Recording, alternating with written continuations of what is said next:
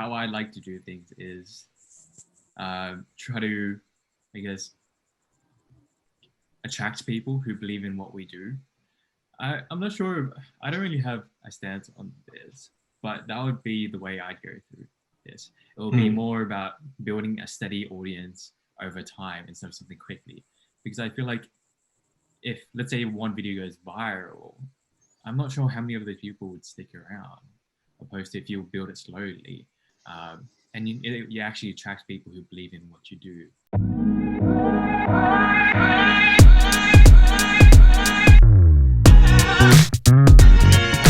Welcome to the fifth and last episode of the Entrepreneurial Mindset for Season 1. Once again, I'm your host, Vabe. And I'm Edward. And today we're joined by two close and longtime members of the Jenny family, Melissa Q and Al Lee, who are the marketing and brand directors for Gen E, respectively. Thanks for joining us, guys. Thank you for having us. Yeah, so just for the audience at home, we'll start with you, Mel. For everyone that's listening, her full name is Melissa, but she does prefer to be called Mel. So we'll just roll with that for now. We'll start with you, Mel. Can you give us just a quick rundown of, who you are and what you do? Yeah, so currently I study at UCID. I'm studying science and dentistry, and I'm heading into postgrad dentistry soon. But in my science degree, I'm actually studying finance and psychology because I have a bit of interest in those areas. So my degree is a bit all over the place. But apart from uni, I do marketing at Gen E, and I've been here since I turned 17. So that's about 4 years. In my spare time, I just like to do film and photography and a bit of Rubik's Cube here and there.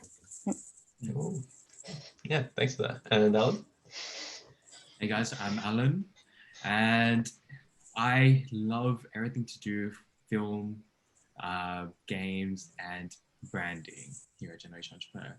And so I spend majority of my time watching movies and consuming as much content as possible, just really creating, making videos, and pretty much learning everything I can about branding.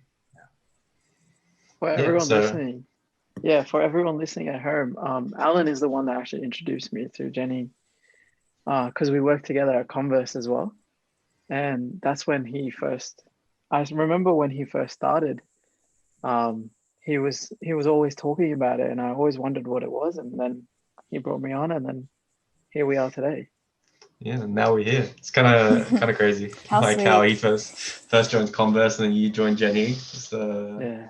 It's a recurring cycle that you guys are helping each other out with that, which is like pretty cool to see. But along those lines, so obviously before they joined Jenny, there's obviously a bit of a time gap.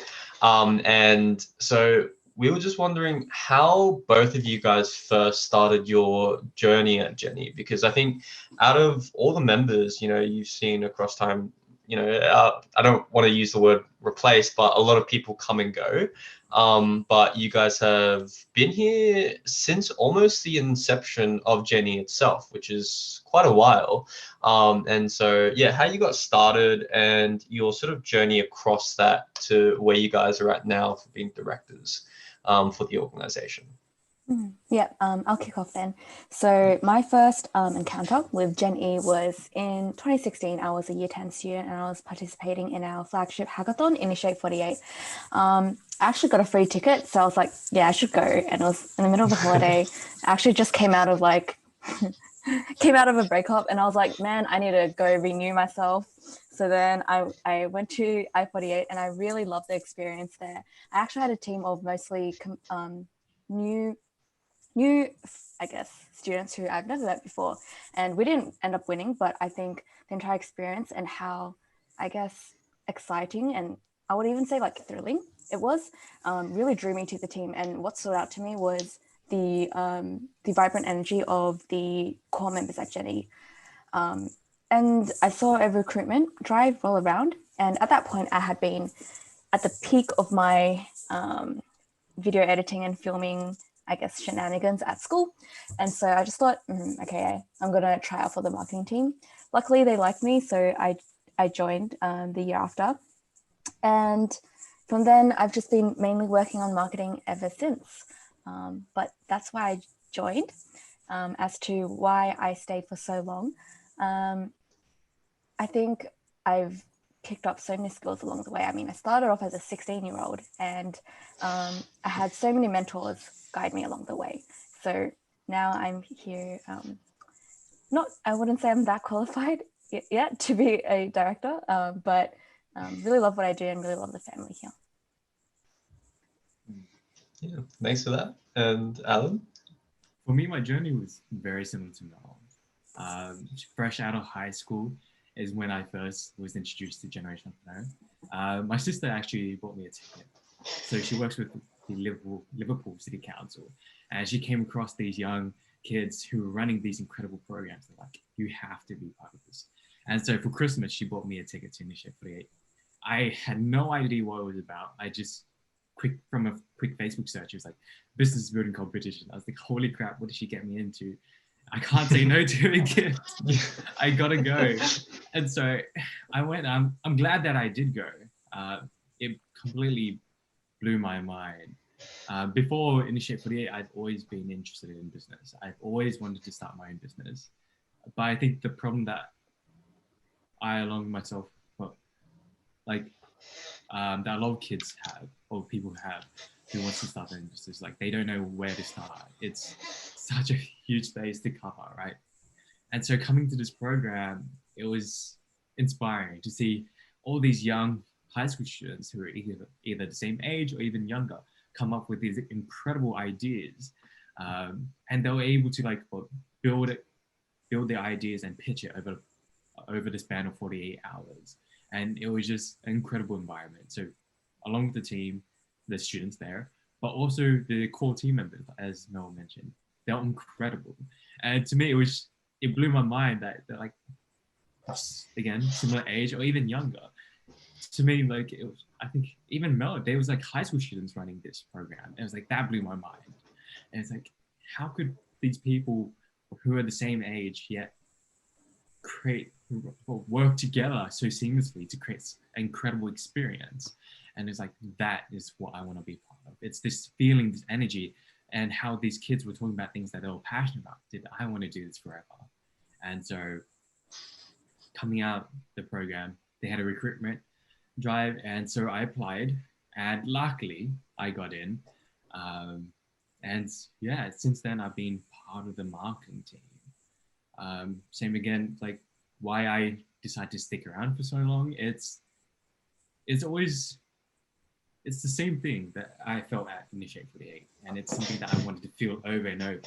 It's helping these students who come in, they have no idea, or they don't even believe in themselves and their ideas. And so just going up to them, it's like, hey, what are you passionate about? Let's talk about that. And how can we actually bring that into a legitimate business over these past 48 hours? And just to see the energy that they bring and how alive they feel, it's that energy that I really love. And that's really why I stuck around for so long. Yeah, I can 120% wholeheartedly agree with that. I think one of the recurring themes that's actually kind of funny is that for both you guys, it started off with that one ticket. And it wasn't even that ticket was something that you knew about, like Willy Wonka's golden ticket, like that everyone knows about, and you're like, yo, I need to get that ticket. It was like something that or that occurred by chance. For Mel, it was free. It was just like, oh, why not? I'll just give it a try. And exact same for Alan, it was a gift from your sister, right? And in a different way, but for me, I didn't even know what Jenny was about. I actually hadn't heard of it, but a friend told me about the recruitment drive, and I saw that was for marketing. I was like, you know what? Hey, I'll give it a go. And I remember initially joining, and that it was still hard to see what it was fully about until lockdown sort of died down a bit, and we were actually able to run an in-person I-48. And it was when I joined that and I was a part of those 3 days where I was really hooked. So I can see how you guys were also I guess hooked in by that energy, which is kind of addictive, kind of right? It's like, yeah, I want to keep going back. I want to go to every single I-48 there is, no matter how tired you are, because like essentially it's 3 full days where you're working from 9 a.m. to like 10 p.m.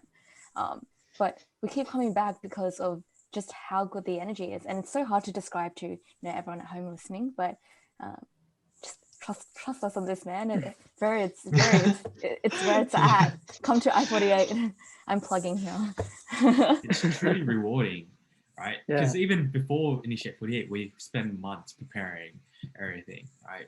And I really want you guys to experience this, right? Because you guys put all this hard work in, and because of lockdown, we only had like some online programs. It's like, dude, you have to experience this. This is why we stay on. This is like why we do what we do. Yeah. And so it's like, what do you guys experience? I know, like, even like talking to Babe on the way home, and even talking to you guys, it's like, it's a feeling that you can't describe. It makes it so worth all this hard work that we put in. Yeah.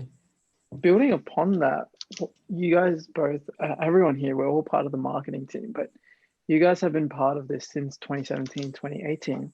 So what about marketing like has stuck with you guys? And you've had opportunities to even change teams or do other things like programs. How come you guys have stuck with marketing? If you want to start, Mel. Yeah, couple of reasons for this. One thing is, I'm of a personal belief of if you're good at something, do it well. So this doesn't mean I'm limiting my self-growth and that I'm not going to ever experience other, teams and dabble into different fields. But this just means I want to be the best at what I'm doing. And that's kind of the mindset that I kind of live by. If, for example, I'm heading into dentistry, I know nothing about science yet, and I know nothing about health, but I'm going to go in it thinking I'm going to be the best at this because I put my mind to it. So that's kind of why I stuck with marketing. But also the second reason is I really enjoy being able to pursue an outlet for creativity. And considering my very conventional selective school to, university kind of route that kind of restrained me to, I guess, a very traditional type of learning. I originally wanted to be a film director. So I think this was a good outlet for me to explore video editing and photography, etc. Yeah, that's exactly kind of why I have chosen marketing and I do marketing degree, is because it allows you to be creative. And if you've always been creative, it's such a good outlet to express that. What about for you, Alan? For me, it was one because of I generally just like creating things. I consider myself more creative than if anything, and so the reason why I just stuck around was because there's so much to learn, and so I've never felt like I was done with marketing. There's always new things to learn here and there, always new skills, and so it's like for me, it's like I, like Mel, will give it all my all, and I won't completely drop it unless I feel like I've given them my all. And so I don't think I'm done with marketing yet or branding yet. And so there's a lot to do. But yeah, I think what really kicked it off for me was Apple, actually. I love really? Yeah, Alan's a big plug for Apple. I love Apple. Just from the way they tell the stories through the ads, and it's just everything about Apple, from the customer experience to the music choice to the way they film the videos. I just love that. And if I was to do something like that, yeah, that's what truly makes me happy. And so that's why I stuck around for marketing. Yeah, I think that's actually like really amazing, and actually I think could be encapsulated by that saying, like, jack of all trades but master of none. Like Mel initially like doesn't obviously want to limit to herself to just marketing itself, but the fact that you guys want to fully explore every avenue that's possible and really take the time to learn about it rather than just dabble in it just a little bit and then move on and say, okay, I'm done with marketing now. You know, I've been there. And yeah, I think the depth to how creative you can be is truly limitless, which is like what makes it like so fun, but also challenging at the same time to tackle. And I think having that balance within marketing and branding is like a really great thing to have. But along those lines, Alan, you talked about Apple, that you know that's something that inspire you, you know, the way that they operate with regards to their ads, which actually leads on to the next question, which is what inspires both of you guys creatively? So we obviously have touched on Apple, but you know, are there any sort of other brands or other you know, content creators out there that, you know, that you've watched where you've seen like, wow, I wish I could do something like that, or like that was like really interesting. So yeah. Alan, do you want to start us off? Yeah, of course. Yeah. So there's like 3 creators that I really love on YouTube. They're my top 3. So starting with someone that I've been following for a while now, Matt D'Avella. And so he's huge on minimalism and also self-development. And so just the way that he tells his stories is through, because he's originally a filmmaker, right? And so he uses all these filmmaking techniques and just to make incredible videos, but also the way he tells the stories from different angles. And he also adds in like snippets of podcasts to further expand on these ideas. And he's very genuine. He's not afraid of making fun of himself or showing that he's imperfect. And one thing that's really interesting to me, and among all these creators that I'm going to list, is that it really feels like you're building a genuine connection with them. That's just something that I love, really. And so I have Matt D'Avella, I have Colin and Samin, and so they're a duo, and they create a economy. And so they just talk about all these different creators and what's going in the creative space. But the way they do it is really short and succinct, and how they tell the stories is incredible. Lastly, is Moment. And so they're these, it's a photography brand. And so they primarily make these small little lenses that can fit on your camera, on your phone actually. So they create these cases and it has like these little lenses for it. But what makes them truly special, and I love them, is just following their journey from a little startup to reviewing products, and then how they built this genuine connection with their community, and how now they're working with huge brands like Sony, like Fujifilm, and how even they got their products into the Apple store. And so when you see Apple ads on Instagram, they're using Moments lenses, and to see that growth over time, and now even seeing them as parents, right? It's a beautiful journey, and it's something that I want to do here, is create that unique experience here, unique connection with our audience. And because we're so, I guess, young and fresh, this business, generational entrepreneur, I want them to kind of grow with us over the next couple of years. Yeah. So those are my favorite creators. Yeah, that's amazing to hear. I think that really interesting bit about seeing that company grow over time as well is something that you witness in a lot of people, and in a lot of companies as well.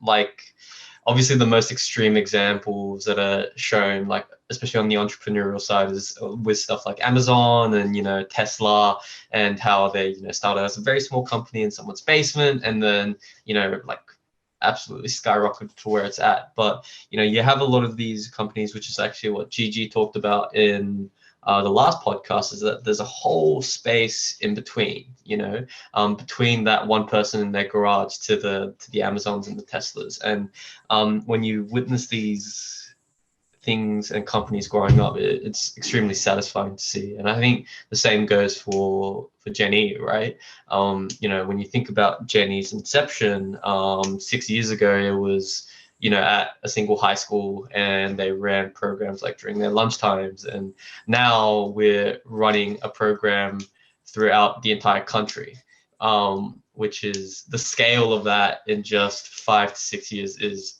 absolutely mind-boggling. Mel, is there like, you talked about that you were thinking about becoming like a film director. So is there anything else that might come across your mind? It doesn't have to be only content creators. Is there any sort of maybe movies that, you have a personal favorite of, or directors that, artistically you're like, oh, that's something I'm really into. Like for me personally, I really like Nolan's films and the way he composes his shots. Well, if you were to ask my favorite movie, I have a very straightforward answer, and that's Train to Busan. It's a Korean movie. It's a thriller, which is my favorite genre. It's a bit of a kind of nostalgic childhood memory because I watched it with my best friend when I was 16. So it's just remained as my favorite movie. But I could go on and on and on about how it talks about human morality and the divide just between, I guess, humans when you're faced with life-threatening situations. And I just thought the depiction of raw emotion in the midst of such an, I guess it's a zombie apocalypse film, right? Being able to depict human emotion in something that's stereotypically just, for like entertainment and for thrill and to scare you, I thought was incredibly impressive. So that would be my favorite film. I loved it so much that I wrote like 3 essays on it. Yes. Yeah. Alan, do you have a favorite film? Oh man, that's tough. Oh wow, I didn't think about this. For me, it has to be, I'd say, the Batman trilogy by Christopher Nolan.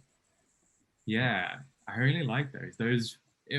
Before that, I've never really been a big fan of Batman, and so just to see his character arc over those 3 movies, it's been incredible. So even before like this Batman, the only Batmans I've seen was like the ones where they're like in skin tight suits, and it was horrible in my opinion. So this was very, very different, and so just the way he shot it, the character development, and the music he used throughout it, that really, I guess, made it my favorite. Yeah, I think especially with the music, I don't know if you guys will be familiar with the name, but it is quite popular. Hans Zimmer. He's the dude that like essentially he literally changed how both movie trailers and how the music like game changed essentially with I think 2010 or 11 when Inception came out. So that like I can't recreate it with my mouth. It's the like the deep like bass. It goes like boom. They like added that into like every epic movie trailer. And he like changed the game, and he's like been so consistent, and he's pretty much always been with Nolan like side by side. And so yeah, I'm also a big fan. I think the Dark Knight trilogy is definitely up there as my personal favorites creatively. One weird angle I gotta give a shout out to is definitely some animated movies. I feel like animated movies get not a bad rep, but just a lot of the time they get pushed to the side as just like movies for kids.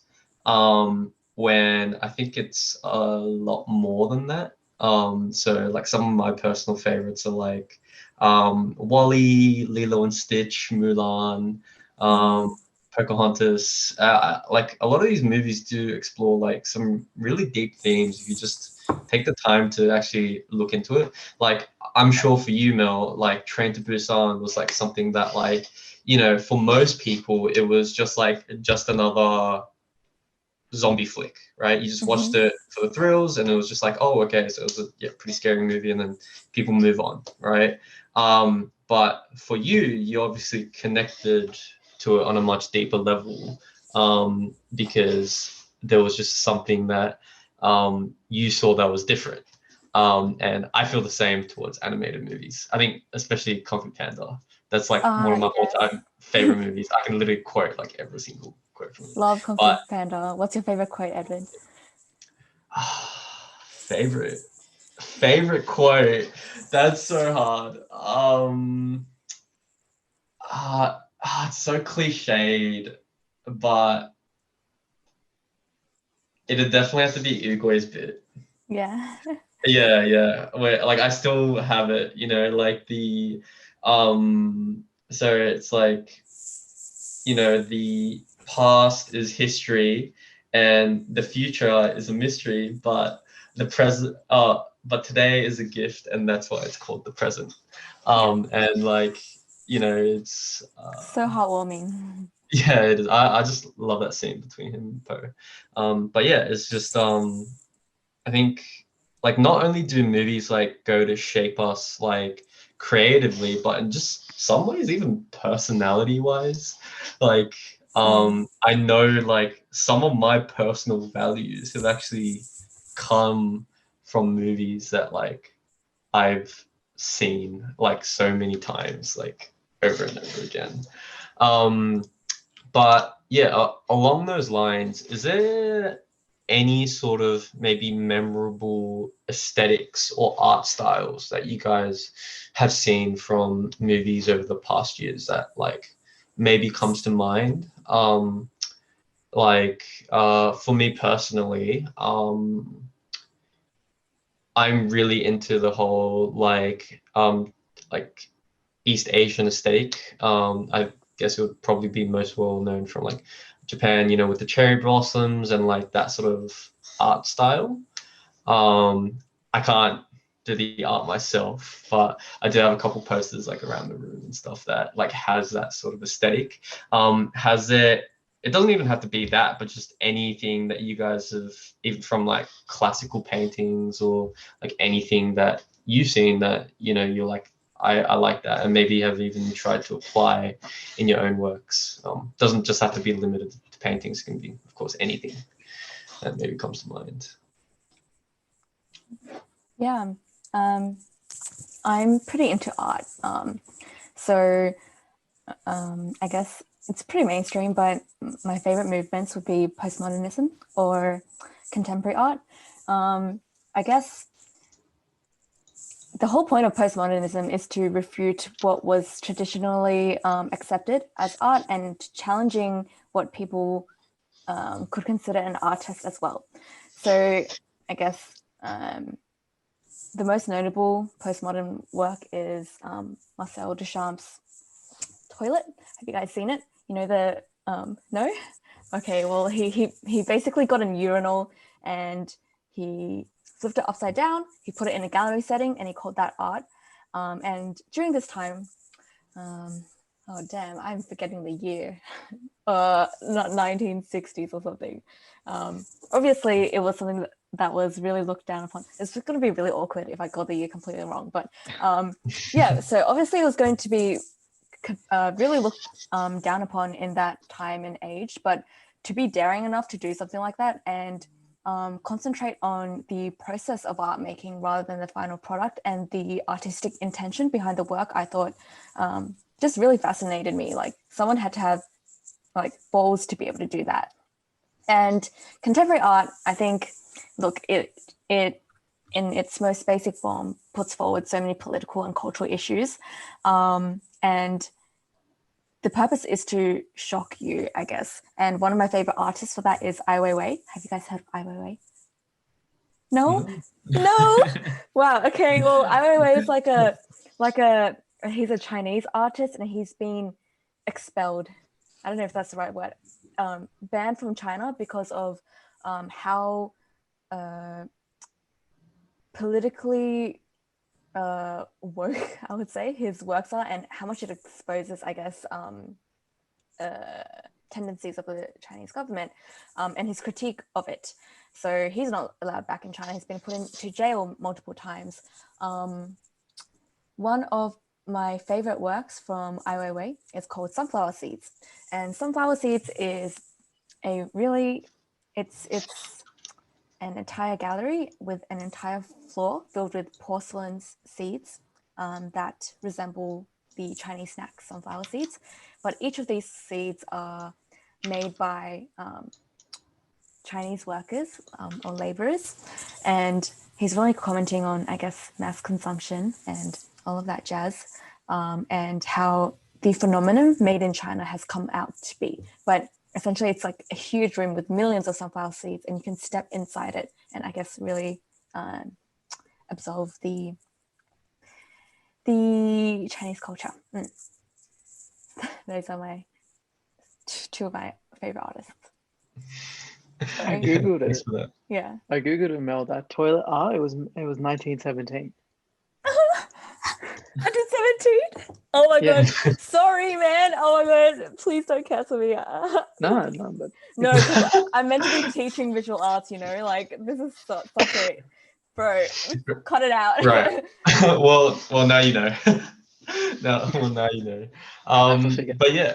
I think like at least for me, one of the most interesting points that you touched on with postmodernism, and especially with the work that both Ai Weiwei, did you say? Mm-hmm. And the artist that made the toilet artwork, is that I love that word that you're challenging. Right, you're essentially challenging the status quo of what's been done in the past. The same old. And I think like the reason why Alan's so attached to Apple is that they essentially changed the game completely with the smartphone back in 2007. People like didn't even know, like the concept of it was just like impossible before Apple put it forward into reality.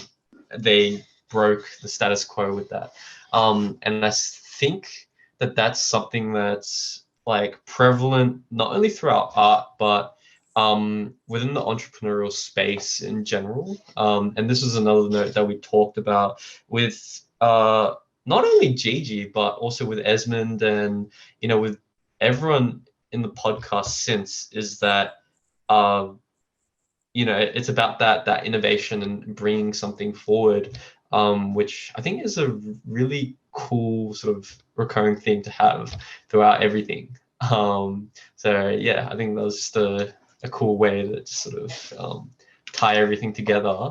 But yeah, so if we were to sort of bring it to something that's also quite similar, because we're all in marketing.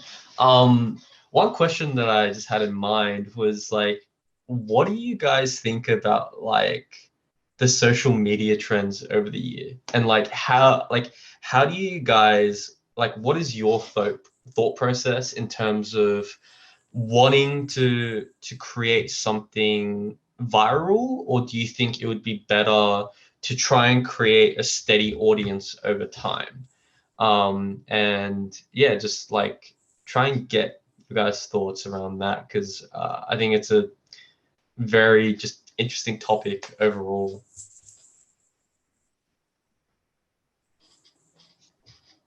For me, how I like to do things is try to, I guess, attract people who believe in what we do. I'm not sure. I don't really have a stance on this, but that would be the way I'd go through this. It will be more about building a steady audience over time instead of something quickly. Because I feel like if, let's say, one video goes viral, I'm not sure how many of those people would stick around, opposed to if you build it slowly. And you actually attract people who believe in what you do. Yeah, that'd be my answer. Yeah, I echo what Alan said. But the topic of social media challenges itself is very interesting. I think it goes by the premise that no one wants to join a challenge late, and that's why there's such a hype around it. People are so excited that, I actually think it's a fear of missing out. They don't want to miss out on this crazy trend, and they don't want to miss out on being part of this community. So they all jump onto this challenge, whether that be the ALS bucket challenge or like a planking challenge. They all go ahead and do it, but challenges come and go. And you don't want your audience to come and go. You don't want your followers to come and go. You want them to stay with you and really believe in your mission. So although I think social media challenges and social media itself is very powerful and can reach such a tremendous audience, comes back to how well you can portray yourself in a genuine manner and your mission so that people who really believe in what you do stay with you. Yeah, sorry, babe, you go. No, that's all right. I think that's really true. And I think you find that with some creators as well, that gain traction very quickly, but then they also kind of lose the limelight very quickly as well. One thing I always think about when I think about social media is the quicker you rise, the quicker you fall. So like the more hardships your rise to the top has faced, the more you learn from it and the more it's likely to last. So I think it's really good that you guys both also see it from that perspective as well. Yeah, like I totally agree as well. Just because I think there's like extending it to one of my favorite personal content creators that I've been watching. I've been binging a lot of his videos recently, but he goes by the name Tom Scott. And he's just a British guy that goes around to interesting places. I love his honesty that he puts forward. And one of the bits, there's a video that I really do like, which is his video title is like why you don't want to go viral. And the reason why is because as soon as you do go viral, you do have a massive audience, right? Obviously, like something that might hit millions of views. But as soon as you have that, you're essentially like setting yourself up for failure because you need to come up with something that is better than that. And you're essentially always chasing your past, which obviously restricts you creatively. You can't explore different avenues, and that's what makes it extremely difficult. So I'm happy that you guys have the same mindset, that it's, sort of consistency of building up an audience over time rather than trying to have that social media challenge that goes viral. I think the ones that we mentioned earlier, obviously quite outdated now. Yeah, a bit old. Like, yeah, back in like early high school. But like one of it was like the Als Ice Bucket challenge, which I think raised like, I don't know how much, but like like in the high millions of dollars for ALS, which obviously was amazing. But I remember the controversy behind it, which was first of all, for that year, so much money went into it, but all the other charities were complaining because they got almost no money. For causes that were affecting so much more people, for helping homeless people or breast cancer, which obviously affects many more people, like population wise, than ALS did at the time. And so there was a lot of problems around that. But even if you don't count that, the next year after that, the funding was just way lower, and ALS just eventually just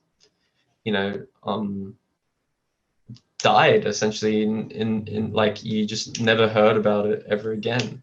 And so it's like it was good, but it it's just such a controversial way to raise awareness at the same time, if that makes sense, because most people were just doing it to clout chase with absolutely no idea what even ALS was. And so yeah, it's like even some ways just like trying to go viral, there's just a lot of factors that you just have to be, I guess, wary about, which you might not even think of. Yeah, I think it comes. No, you go. Yeah, I think like that echoes the idea of this thing called Slacktivism. It's activism, but through social media. So it's kind of Slack. That's where the name comes from. It's like where you participate in the hype of a challenge and in the hype of a cause, but there's no real call to action and there's no real definitive move that you can do to help change it. It's just spreading awareness, but that in itself doesn't really do anything. Yeah, I thought that was just an interesting thing to add on to what you said, Edward. Yeah, I mean, like, I think, sorry, Babe, did you have something else? Yeah, what I was going to say was, so I guess in a way, even through these social media trends, what you kind of look for is creating long-term impact, right? And what I want to kind of bring the conversation to is how, as you guys who have been both in leadership positions, been conducting how you go about things in terms of the fact that you want to leave a long-term impact, whether it be on Jenny or just in your own personal lives, that has positively impacted other people. So just to rephrase my question, basically, how do you look to leave a long-term impact in your leadership role? For me, it's about how can we get you guys to become leaders yourself, right? It's like, how can we, I guess, help you guys, to support you guys along the journey? What are your goals and how can we help you get there? One of the things that we talk about here at Generation Entrepreneur, it's like, and when hiring especially, it's like a two-way street, right? It's like, how can you help us and how can we help you get where you want to go? And so Mel and I, and the whole team, we spend a lot of time thinking about what are your individual strengths and where do you guys want to go? And so we hold these monthly personal development plans to talk about what do you guys want to work on? What are your dream jobs and how can we help you get there?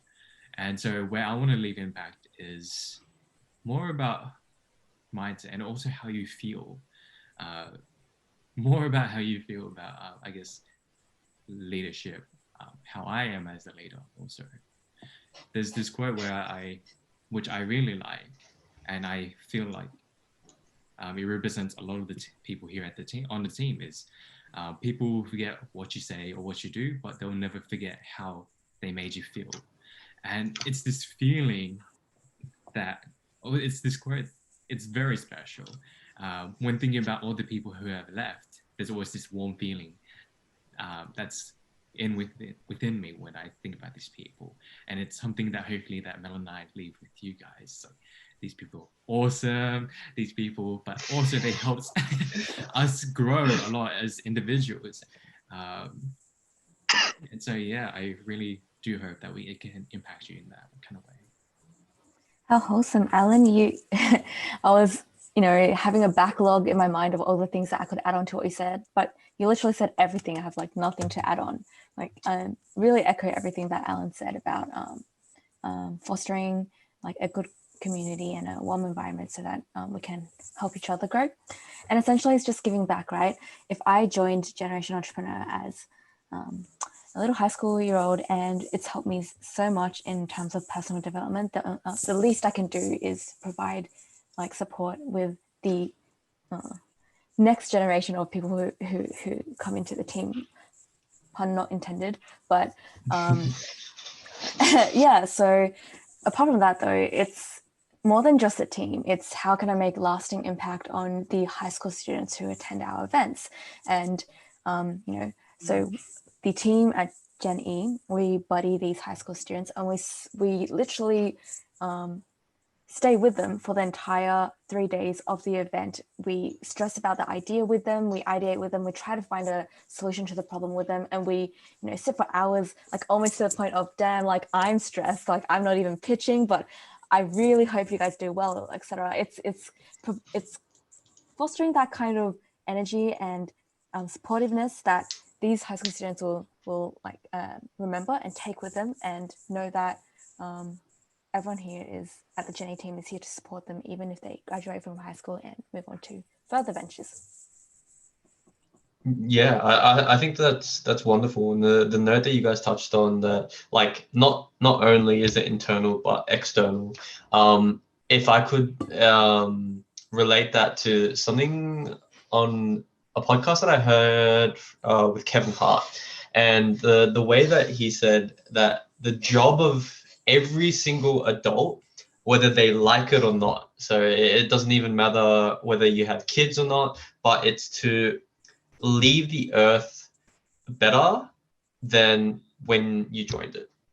And I think Alan touched on that exactly, just on a smaller scale, right? That I think leaders, right, want to lead, not only lead their team, to be excellent while you're there, but to fully prepare them to be better once you do leave, right? To make sure that they're in a more capable and a better position to do so. And I don't know, I think something about that is just absolutely wonderful. And yeah, it's obviously not an easy process to do. You guys, as directors and in ourselves, we've obviously made many mistakes along the way. We're still learning.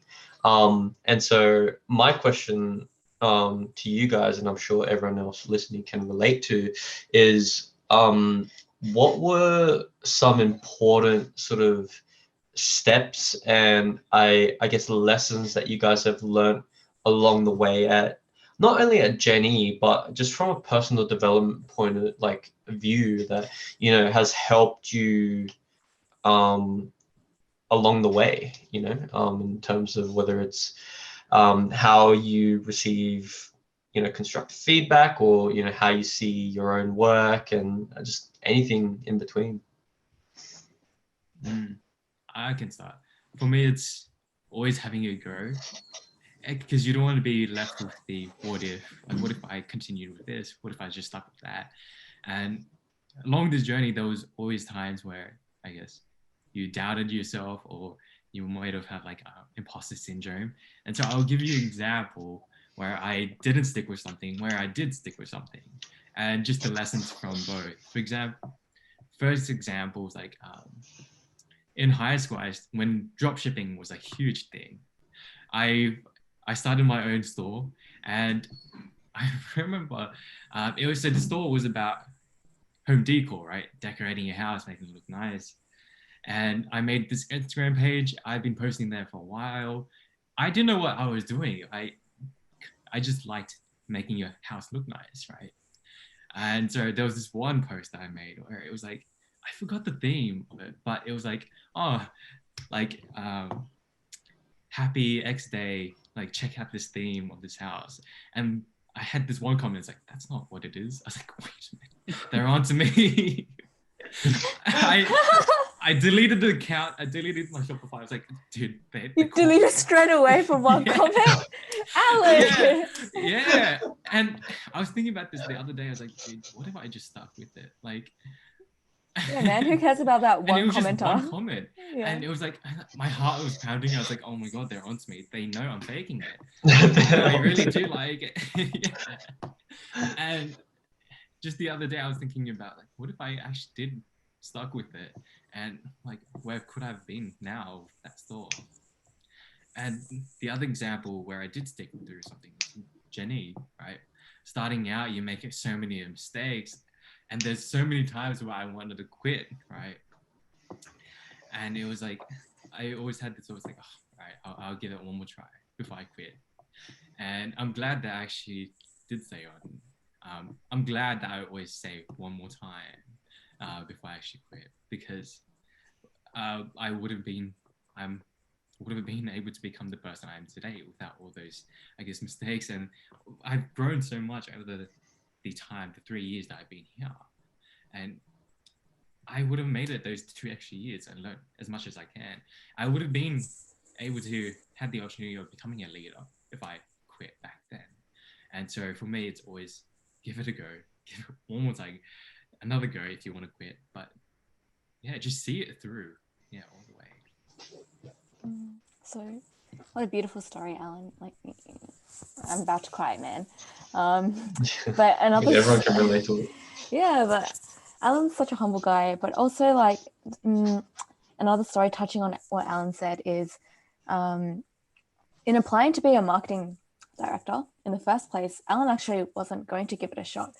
He had another member really encourage him and really push him and tell Alan that, you do such a good job at marketing, and you really need to believe in yourself. So I think that's just another example of how, like, Alan stuck through with giving something a shot, and look how far you've come now. I think, thanks so much for that, guys. I think that's a beautiful note to kind of wrap up this episode and this kind of season, with that sentiment of just giving it a go and saying one more time, before you decide about quitting, and see where, and lead life with no regrets, I guess. Yeah, so we will wrap it up there, but like, I completely echo what Vabe and Mel and Alan have been saying. Look, give it a go, guys. Gigi, Esmond and Jack, and Hannah and Blake and Max, and every single person that we've interviewed for the podcast of the entrepreneurial mindset, they've all echoed the same thing, whether it's for a startup or whether it's for your own personal project, personal development. Just to give it a go. And you never know where it'll take you. And, like Alan mentioned, you might stumble here and there, but to also not to give up and give it a second try, because you never really know where it can take you. And on that note, we will conclude not only this episode, but season 1 as well. And so I'd like to thank both Mel and Alan for joining us, and also for my co-host Vabe, who has been here for the entire journey. And a final warm thank you to the audience listening along with us. If there's anything we can improve on, please feel to provide us some feedback, and also drop a like if you'd like to let us know for a second season. All right, we're signing off now. I'm Edward. And I'm Paid. And this was the Entrepreneurial Mindset. See you guys.